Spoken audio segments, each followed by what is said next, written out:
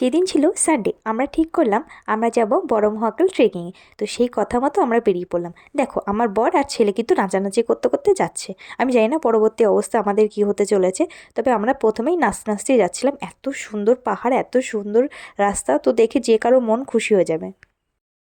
আমি ভেবেছিলাম এটা যেহেতু মহাকালের মন্দির তো ইন্ডিয়ানরাই যাবে অবশ্যই, কিন্তু আমার ধারণাকে ভুল করে দেখি ওখানে ইন্ডিয়ান ভুটানি দুজনেই সেম সেম ভিড়ে লাইনে দাঁড়িয়েছিল।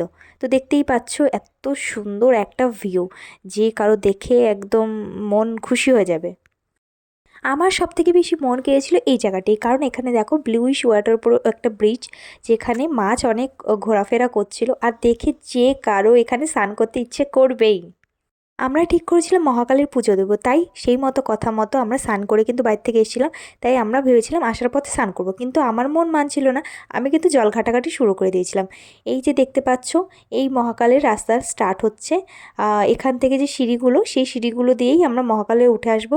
তো দেখো এখানকার ভিউটা, আমরা অনেকটাই উঠে এসেছি, আর বুঝতেই পারছো আমার অবস্থা দেখে, আমার অবস্থা একদম হাসিও পাচ্ছিল, বাট মজাও লাগছিল, আর একটা অ্যাডভেঞ্চার অবশ্যই।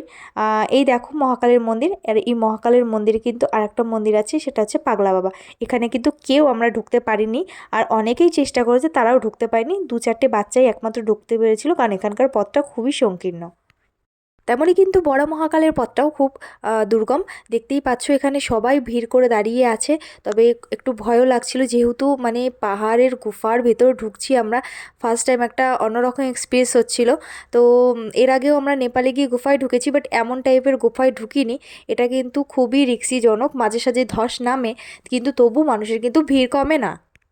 অনেক চাপাচাপির পর কিন্তু আমরা গুফার ভিতরে ঢুকে গেছি। এই দেখো ফাইনালি মহাকাল আমাদের, আমরা এখানে পুজো দিয়েছি। আর তারপরে পুজো দেওয়ার পরে আমরা ঠিক নেমে আসলাম। দেখতেই পাচ্ছ পথটা কেমন ভয়ঙ্কর, এই খাড়া সিঁড়িগুলো দিয়েই কিন্তু সবাই উঠে আসতে হয়, নেমে যেতে হয়।